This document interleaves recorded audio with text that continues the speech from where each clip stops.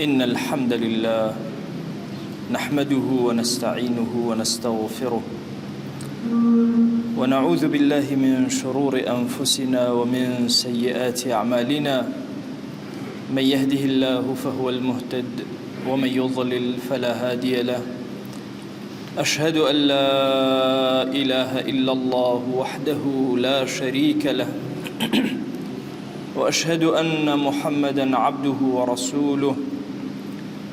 يا أيها الناس اتقوا ربكم الذي خلقكم من نفس واحدة وخلق منها زوجها وبث منهما رجالا كثيرا ونساء واتقوا الله الذي تساءلون به والأرحام إن الله كان عليكم رقيبا لپاش سپاس و ستایشێکی بێهەمتا بۆ کردگاری مەزنوو داواکردنی درود و ڕەحمەت و سەرگیانی پاکی پێشەوەی مرۆڤایەتی محەممەد صلی الله تعالى عليه وسلم ئەوانەی کە خزمەتی دین و دنیای خەڵکیان کردووە زۆرن لە مێژووی ئیسلامیدا هاڕونە ڕەشید کە بە پێنج پشت ئەگاتەوە سەر عەبدوڵڵای کوڕی عەباسی مامی پێغەمبەری خوا صلی الله عليه وآله وسلم و پێنجەمین خەلیفەی عەباسیەکانە لە عومری 22 ساڵیە ئەبێتە خەلیفەی موسڵمانان لە ساڵی 149 لەدایک ئەبێت 149 هیجری و 193 وفاتەکە هارونە ڕەشید هەر لە مناڵیەوە مامۆساکانی پیاوانی گەورە بوون هاوێنەی عەلامەی کیسائی نەحوی و لە 9 ساڵیەوە باوکی خستێبەر ئەوەی کە لە ڕووی فروسیەت و ئازایەتی و شمشێربازی و ئەو بارانە زۆر بەهێز بێت یەکەمین خەلیفەیە کە ئەو کەسانی کە عەسکەری بوون یاری شەترەنجیان زۆر ئەکرد هەتاوەکو بیری عەسکەریان بجوڵێنێ یەکەمین کەس بوو لە خەلیفەکانی موسڵمانانە کە یاری شەترەنج دەست پێ بکات و یاساکانی جەنگ لە یاری شەترەنجەوە فێر بێ لە 15 ساڵیە قائیدی جەیشی عەباسیەکان بوو لەگەڵ ئومەرای گەورەیەدا ئەنیشت لە ساڵی 163 هیجری لە یەکەمین جەنگا بەشداری کرد و سەرپەرشتی کرد و زاڵ بوو بەسەر بێزەڵتەنیەکانە لە 16 ساڵیە خێزانی پێکەوەنا بە ناوی زوبەیدەخان کە یەکێکە لەوانەی مێژووی نەخشاندووە لە ئافرەتانە دووهەمین جەنگ پێشەوەی بێتە خەلیفە لەگەڵ بەیزەنتەنیەکانە جەنگی کرد و ڕێککەوت لەگەڵیانە کە ساڵانە 7,000 دیناری ئاڵتون بدەنە دەوڵەتی موسڵمانان لە دوای وەفاتی باوک و برای بووە خەلیفەی موسڵمانان وڵاتێکی پڕ کێشمەکێشم و پڕ موشکیلە پڕ لە فتنە پڕ لە موسیبەتی زۆر گەورە ئەم گەنجولاوە قەراریدا زۆر حەکیمانە باوکی کە ناوی لێ نابوو ڕەشید ئەم لەقەبەی پێدا بوو ڕشدێکی زۆر گەورە لەم کوڕە هەبوو سەرەتا عەفوی گشتی دەرکرد بۆ هەرچی نەیارەکانێت ئەوانەی کە دژی بوون عەفویەکی گشتی بۆ هەر هەمویان دەرکرد تەنها هەندێک زەندەقەی زۆر کەم نەبێ عەفوەکەی کافرەکانیشی شمول کرد هەمویانی ئازاد کرد کاری زۆر گەورە گەورەی کرد لە زەمەنی خۆی یەکێک لە کارە فرە گەورەکانی بریتیە لە دامەزانی بەیت الحکمە لە ناو بەغدایە بەیت الحکمە گەورەترین کتێبخانەی جیهان لەو زەمانە لە ناو بەغدادا دروستی کرد کتێبێک نەبوو لە جیهانە دەستکەوە لە مەکتەبەکەی ئەوە نەبێت ئەیزانی کە وڵات بە زانست ئەچێ بەڕێوە هەرچی کتێبی جیهانە خەڵکی بۆ دانا کە تەرجەمەیکەن بۆ زمانی عەرەبی تەنانەت کتێبەکانی هەندەسە لە ئوسولی هەندەسە هەمویانی تەرجەمە کرد بۆ زمانی عەرەبی علوم لە زەمەنی ئەوە زۆر گەشەی سند لە علومی فیزیا و فەلەکیات و هەندەسە و تەواوی علومەکانی تر هەتاوەکو علومی تەجاریبی هەمووی لەو زەمەنە گەشەیەکی زۆر گەورەی سند هەموو کتێبانەی کە تەرجەمە کران لە هەر علم و زانستێکا بوونە، چونکە ئومەتی ئیسلامی ئومەتێکی ترسنۆک نییە، هەرچی فکر و ئەفکار هەیە، هەرچی ئەدیان هەیە کتێبەکانی تەرجەمە کرا بۆ عەرەبی. ئومەتی ئیسلامی بزانێ ئەمانە چی ئەپەرستن، خەریکی چین. تەنانەت ئەوانەی کە بتپەرست بوون ئەگەر کتێبێکیان هەبوایە و لەسەر کاری خۆیان کتێبەکەیان تەرجەمە ئەکرا بۆ زمانی عەرەبی تا ئومەتی ئیسلامی ئاگای لە هەموو جیهان بێت. جیهانبینی هارون الرەشید لە ئاستێکی زۆر بەرزە هات. ئەیزانی جیهان چۆن ئەمڕۆ فلیم جیهانی داگیر کردووە، ئەیزانی داستان و ڕۆمان و چیرۆکەکان جیهان داگیرەکە. یەکێک لەو توڕاسە زۆر گەورانەی کە لەو زەمەنەوە بەجێماوە بریتیە لە کتێبی ئەلف لەیلە وەلەیلە، 1000 شەو و شەو، 1000 چیرۆکی شەوانە. هەموو ئیفلام کارتۆنانەی ئێمە لە مناڵی ئەمان بینی سەندیباد و عەلی بابا و عەلاءەددین و زۆرێک لەمانە لەو کتێبایە، و زۆرێک داستانی گەورە گەورەی هارون الرەشیدی تایە کە شەوان جلێکی شڕی لەبەر ئەکردووە چۆن ناو خەڵکەوە، هەر جارەی لە شوێنێکی وڵاتی خۆیان سەیری ئەکرد. چایخانەیەکی بەسیط، هەندێک گەنج بەلاوەکی لە شوێنەکە کۆ ئەبوونەوە، هاڕون ڕوویتی ئەکرد و ئەچوو بەرەو ئەو شوێنە. یەکەمین کەسب و کارگەی وەرەقەی لە جیهانە دانا، پێش ئەو لەسەر پێستشت ئەنووسرا، لەسەر بەرچشت ئەنووسرا، لەسەر ئێسکشت ئەنووسرا. شەریکەی وەرەقات لەناو بەغدایە دامەزرا. هەموو جیهانی ئیسلامی و هەموو ئەوروپا بە سوحوفی بەغداد کاریەک لەسەر ئەو وەرەقانەوە ئەنووسرا. تەنانەت مەلیکەکانیش چاریان ناچار بۆ بووایە وەرەقەی هاڕونیان بەکاربێنایە کە شتیان لەسەر بنووسیە. دروستکردنی مزگەوتە گەورەکان، دروستکردنی قوبە گەورەکان، محرابی و منبەری جوان، هەموو ئەمە زەمەنی ئەو بوو. ڕێگەوبانەکان و ئەو هەموو جسرەی کە دروستی کرد. هەتا ئێستاژ ئێمە ئەبینین عەمودەکانمان گڵۆپێکی پێوێ و دائیگرسێ شەوان بۆمان ڕووناکە کاتەوە. سەرەتای ئەم فکرە لە بەغداوە لای هاڕونەوە دەستی پێکرد. هەموو کۆڵانەکانی بەغدا بوو بۆ چراخان، ئەوەندە چرای دائیگرسان. دواتر هەموو جیهانی ئیسلامی کۆڵانەکانی بە شەوانە ڕۆشن بوو بۆ ئەوەی حەڕەکەی تیجاری و بازرگانی لە شەویشان نەوەستێ. ئەم کەسە حەکیمە زۆر گرنگی ئەدا بە زراعەت. ئاوی بۆ هەموو شوێنێکی وڵاتەکە ڕائەکێشا بۆی زراعەت دەکرێ. قسەیەکی مەشهوری هەیە ئەفەرمێ: كل الذهب وفضة الأرض لا يبلغ ثمن نخلة في البصرة. هەرچی ئاڵتون و زیوی سەرزەوی هەیە ناکاتە دار خورمایەکی بەسڕە. ئەوەندە گرنگی ئەدا بە بابەتی زراعەت، چونکە ئەیزانی ئاڵتون و زیو ئەڕوا، بەڵام زراعەت ئەمێنێتەوە لەسەر زەوی. تەبادلی تیجاری دەست پێ کرد. پێغەمبەری خوا صلی الله عليه وآله وسلم فەرموویەتی 9 أعشار الرزق في التجارة. ئەگەر ڕزق هەمووی بکەی بە 10 بەشەوە 9 بەشی لە بازرگانیایە. تەبادلی تیجاری لە بینی دەوڵەتی موسڵمانانە، تەنانەت لەگەڵ ئەوروپا و سین، لەگەڵ هیندا، لەگەڵ یابانە دەستی پێ کرد. وهای لێهات هەموو جیهان بچوو بووە لە بەردەم هاڕونە، ئاگای لە هەموو حەڕەکەیەکی جیهان هەبوو. لەلای ئەوروپیەکان بە ئاڕون و لەلای یابانیەکان بە ئالون ناوبانگ و ناوزەندی هەتا ئێستا لە مێژووە هەیە و ئەخوێنرێ. گەورەترین نەخۆشخانەی جیهان لە زمانی ئەوە دروست کرد کە خەڵک لە هەموو جیهانەوە مەجبور بوون بێنە بەغدا بۆ نەخۆشخانەکەی ئەو. نەخۆشخانەکەی ئەو چ بەشێکی باسکە؟ بەشی نەخۆشی دەرونی باسەکەی کە شێوازەکەی چۆن بوو، چ شکڵێ بوو. بەشی ئافرەتان باسەکەی کە تەنانەت خشل و ئاڵتون و زیویشی تیاوە بۆی ئافرەتەکان خۆیانی پێ بڕازێنەوە باری دەرونیان ئاسان بێتن. باسی گولوگەڕی و نەخۆشیەکان و یعنی بەشەکانی ناو خەستەخانەکە تەسەور ناکرێ. ئەوەی کە مێژونووسان باسی ئەکەن بەغدادی ئەمڕۆ لەوە ئەچێت، یا با بڵێم بەقەدەر سلێمانی ئەمڕۆ چەندێکە ئەوەندە مەساحەی ناو ئەو خەستەخانەیەکەوە ئەو دروستی کرد.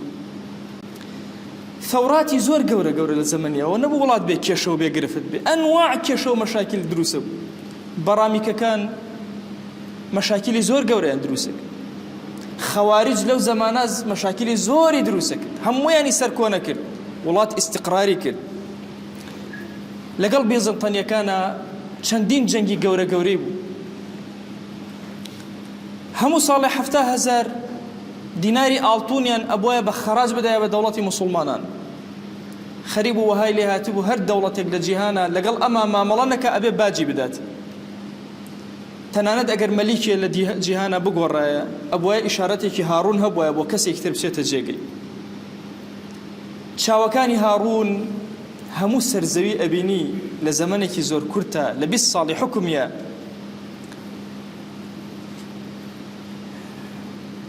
یەکێک لە بیزەنتینیەکان ڕۆم نامەیەک ئەنووسێ بۆ هاڕون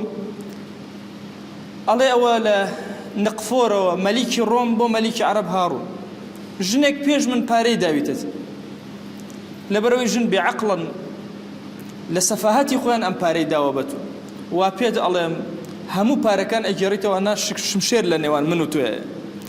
نامەیەکی مەشهوری هارون الرەشید هەیە بۆی ئەنوێرێتەوە أفرمن من هارون أمير المؤمنين إلى نقفور كلب الروم الجواب ما تراه دون ما تسمعه. لا أمير إيمان داران هارون ونقفور صقي الروم جواب أوانية كتو بي بي سي أوانية كبيبيني جنگي كي لقل بيزبطين كان برباكر مجبور بون همو الروم دهاتكاني صالاني خويان كانت دوبة شو بشيكي بدنا هارون إن جوازي لي هنا. هارون الرشيد كسيري باري سياسة أكي بياوكي سياسي زور عظيم بياوكي عسكري زور قورة خليفيكي زور نرم هادئ لقال علماء ولقال كسا قورة كان قصيكي مشهوري هي أي فرمو أي هور بو كوي أروي بسر آسماني بغدا وبرو بميلي خور لكوي أباريني ببارين أجر حاصلاتكي نيتو تشنجي من خراجكي هريتو دسيم لكوي جيهان أباري ببارة من سودكي ورأقرب لقال علماء رزكي أنداز بدر زمني علمي أو لأستكي زور برزو بالاي تناند وايلي هاد يكمين سعاد لجيهان لزماني هارون الرشيد دروس كرا كساعاتي وبقاو إيشي أكل. إمبراطورية الروماني لو زمانا شارلمان سروكيتي لأوروبا زور تبادلاتي نامو وفوتي لبين هارون الرشيد وأوانا يكيق لوش تسر سرهنا رانيك باسكري أو ساعات السيرية كهارون بوي أنيري ولا مزدروس كراوة شوار متر بالاي برز أفرمي لهمو سر ساعاتك هلماتي خر لسوتي أم ساعاته وأكوت خوار وأكوت ناو آوكا الرجاء وحركي لآوكا دروسك كجولة لآوكا دروس أبو دوانزە دەرگای هەبوو یەکێک لە دەرگاکان ئەکرایەوە سوارچاکێکی مسلمان بەجلی مسلمانیەوە ئەهاتە دەرەوە بە دەوری سەعاتەکە هەڵ ئەسووڕا ئەچووە ناوی ئەمە هەمووی بە ئالاتی بچووک و بە مز دروست کراوە هەتا ئەهاتەوە شوێنی خۆی ئەم مەسافەیە کاتێک کە ئەڕۆژ سەوتێکی ئەوەندە گەورە لە سەعاتەکە ئەهات هەموو کۆشکی ئیمپراتۆرەتی ڕۆمانی هەر هەموو پێکەوە دەنگی ئەدایەوە لەم سەوتە کە سەوتی پێی ئەسب بوو جۆرێک لە مۆسیقا بوو کە سەوتی پێی ئەسپی ئەکرد لە کاتی غاردان و جەنگ و جیهادا بەڵام کە سەعات دەگەیشتە 12 هەر 12 دەرگا ئەکرارەوە و 12 سوار چاگە هاتنە دەرەوە ئەم جارە سەوتێکی زۆر گەورەتر و هەر 12یان ئەسوڕانەوە بە دەوری سەعاتەکە چوونەوە شوێنی خۆیان کاتێک کە شارلمان ئەمەی بۆ هات سەری سوڕما لە عەقڵی خەڵکی موسڵمان هەندێک ئەوانەی کە بە دەوریەوە بوون قەناعەتیان وا بوو ئەمە جنێک لە ناویان خەزن کراوە و شارراوەتەوە هاتن دەستیان کرد بە شکاندنی بۆی جنەکە دەربێن و سەعاتەکەیان شکان هەرچی عولەمای ئەو زەمانەیە کۆبوونەوە سەریان لێ دەرنەکرد چاکیکەنەوە پێشنیاریان بۆ کرد کە بە خەلیفە بڵێن نوێنەر بنێرە بەشکم چاکی کاتەوە تی وەڵاهی شەرمەکەم هەدیەکی ئەوەنە گران بەهای بۆ ناردووم ئەمانەی من ئەوەندە بێ عەقڵن شکاندویانە نامی بۆ نانێرم ئومەتی ئیسلامی لە ئەوجی قووەت و هێزیە لەکوێ عالەمی ئیسلامی زاناکانی لە پێشەوە بووبن زۆر ئیشی گەورە گەورە کراوە لە زەمەنی ئەوە هەموو عولەما و ئودەبا سەریان دەرهێنا ئیمامی شافعی لەو زەمەنە ئیمامی ئەحمەد لەو زەمەنە ئیمامی مالک لەو زەمەنە حتى هارون خۆی بۆ خۆی موەطەئی ئیمام لەلای ئیمامی مالک ئەخوێنێ شاعرە گەورەکانی وەکو ئەسماعی وەکو ئەبوو عیتاهیە هەموو لەو زەمەنە سەریان دەرهێنا علەما گەورەکانی تەجربە جابری کوڕی حەیان لە زەمەنی ئەوە ئەو گەشە گەورەی سند بۆیە فوضەیلی کوڕی عیاض ئەفەرمێ کە لە زانا زۆر گەورەکان ئەفەرمێ ما من نفس تموت أشد علي موتا من موت أمير المؤمنين هارون الله والله هیچ کەسێکم نییە لە خۆشەویستانی خۆشم بمرێ پێی ناڕەحەت بم بە ئەندازی هارون کە بمرێ والله حەزەکەم خوای گەورە لە عمری من بخاتە سەر عمری هارونی ڕەشید عالمێکی گەورە ئەوە بڵێ لە زمانی خۆیان چۆ قەدری ئەو زۆر بە گەورەی ئەزانێ لە زمانی حکمی خۆیان دادگەریەکی زۆر گەورە جیهانی ئیسلامی ئارامگرێکی زۆر گەورە گەشەی زۆر گەورە لە هەموو بوارەکانە ئومەتی ئیسلامی وا تەسەوور نەکەن ئومەتی تەنها نوێژ و ڕۆژوو کۆڵەکەی دینەکە من بەڵام بۆ دنیاداری خەڵک ئەم ئومەتەی ئێمە 1000 ساڵ حکمی کردووە یاساکانی ئیسلامی 1000 ساڵ جیهانیان بردووە بەڕێوە ئەوە ئێستا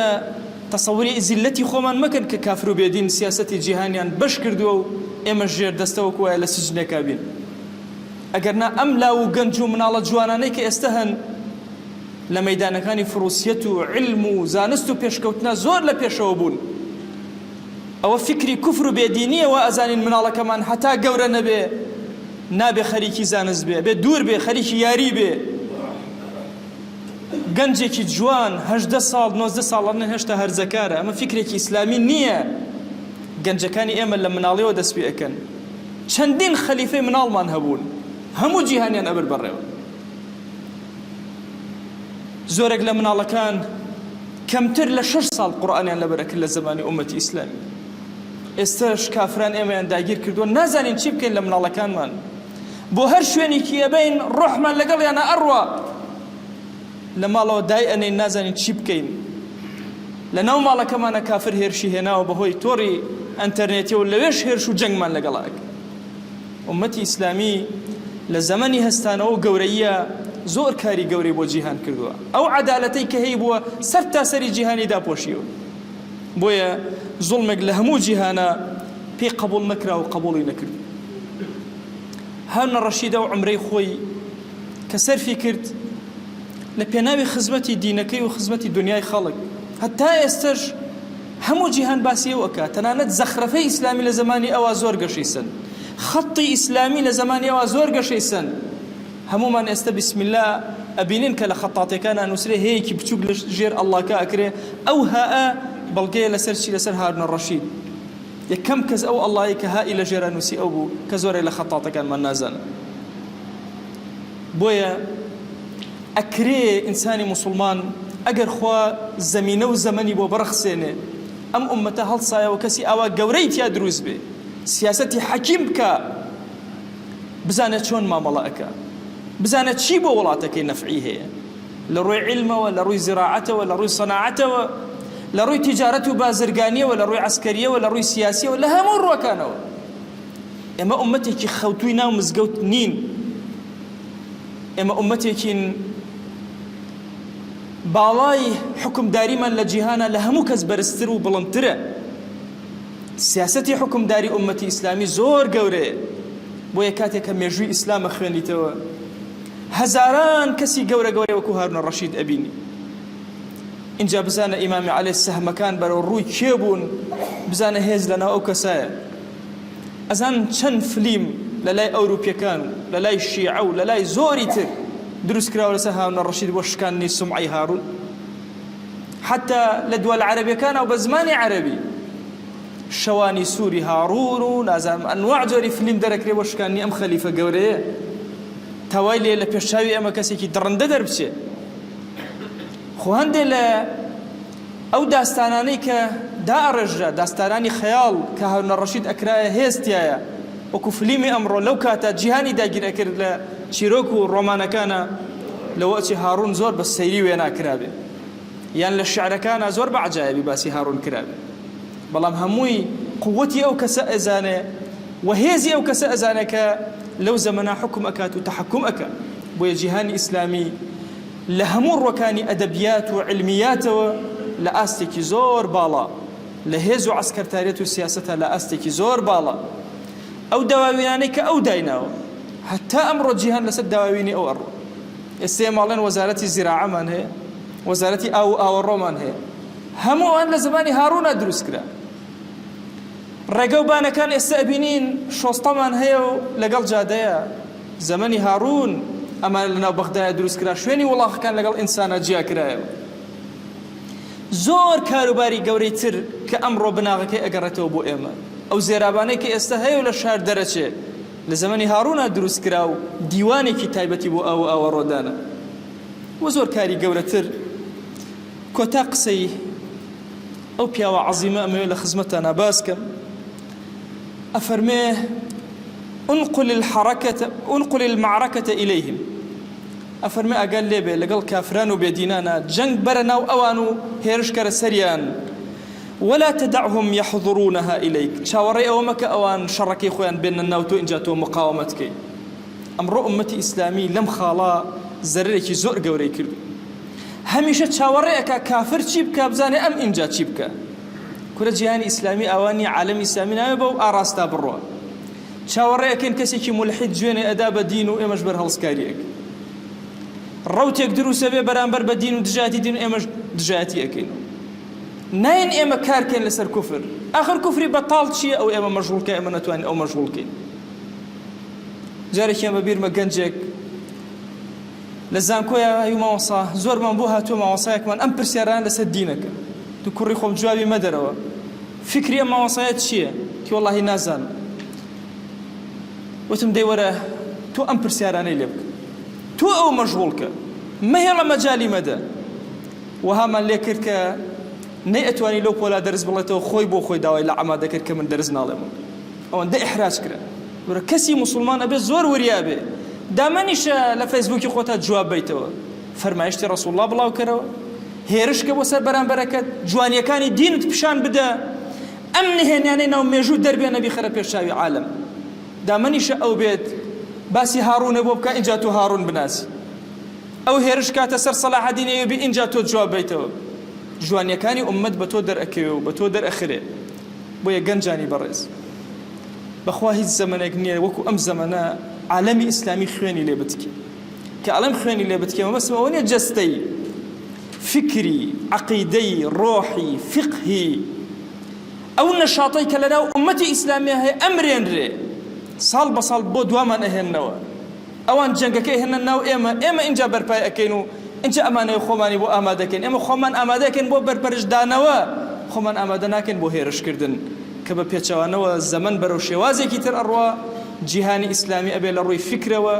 لە ڕووی هەموو شتەکانەوە هێرش کاتە سەر بەرامبەرەکانی کافری گەورە یەهود و نەسارا بدۆزێتەوە فکرە ماسۆنیەتەکانی جیهان هەر هەمووی بدۆزێتەوە وەلێیان بدا لەو شوێنەی کە پێویست ئەکا بیان شکێنێ لەو شوێنەی کە پێویست ئەکا خوای گیان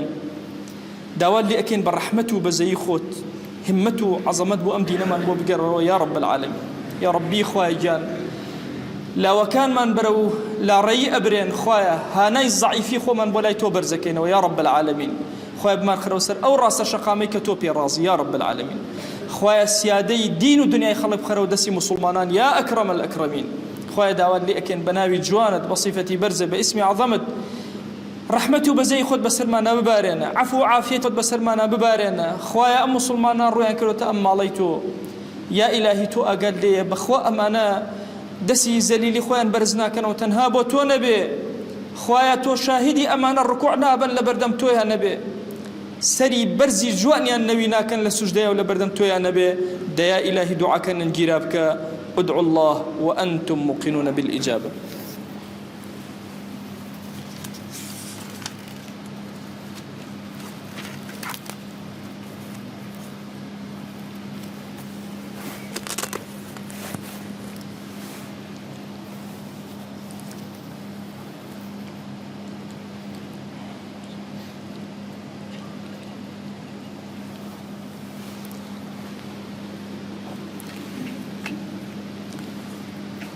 الحمد لله رب العالمين والصلاة والسلام على خير خلق الله محمد وعلى آله وأصحابه الكرام وتابعيهم بإحسان إلى يوم الدين. أوصيكم عباد الله ونفسي الخاطئة المذنبة قبلكم بتقوى الله وكثرة مخافته، فإن التقوى شعار المؤمنين ودثار المتقين ووصية الله تبارك وتعالى في وفيكم وفي الخلق أجمعين. وشەویستەکەم ئینامێ دوێ مانگ و مەولودینە مانگە ڕەبیع الأوەلی ئارۆ دوێشە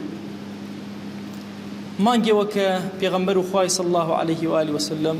جاءڵێ بێن مسلمانێ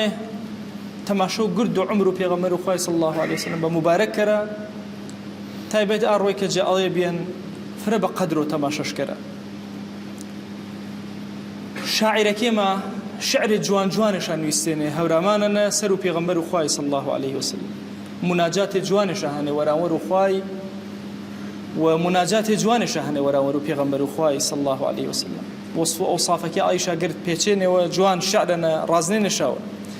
یۆجە کتێبە نایابەکە حەز کەرو کە خزمەتانە بەیانش کەرو کتێبێوەن بەنامێ گوڵزار و هەورامانی ئی کتێبە ئامان هەر شاعرێوە شعر جوانش نووسێنە هەورامانەنە سەر و بابەتێوە ئیلاهیاتی بۆ سەر و خوای جەلە جەلالوه یان وەشحاڵیەوە وەش بەربڕێەوە پێی دینەیە یان سەر و پێغەمبەر و خوای صلی الله عليه وآله وسلم یا باسی گوناهباری وێش کردەوە حضور و خوایەنە ئەچی کتێبەنە ئی مؤلفەیە کۆکردنەوە کە کتێبێ فرە نایابە یانەکامانە بۆ پێی پاراسای زوانیمە حەزم کرد ئارۆ شعرێ شێخ عوسمانی خزمەتانەوانوە کە چی کتێبەنە ئامێنە فەرماوە مناجات کەرۆ چەنی خوایە وێشی فەرماوە جەدووری ئازیز دەردم دێویان سەرسام و حەیران شێوەم شێویان هۆشم بێهۆشن فامم لێویان فکر و دڵ پەشێ و شاڵیم دێویان من سەیاڵی شەوق نە هەردوو کێوان ها سەید شادی ها سەیدی شادی شادی وەنەم دێویان هەڵەت و هەردان کەش و کۆ کەمەر مدارام نیەن جەشام تا سەحەر دڵ سەیاڵی سەی دڵ ناکام فەرەحم خەمە و خەمم وە ناکام ناعیلاجەنا پەی عسیان باریم باوەڕون وە هۆش سیای سەنگ باریم جەنافەرمانی درێغیم نەکرد ها پەنام وەزات پاک و تۆ ئاوەرد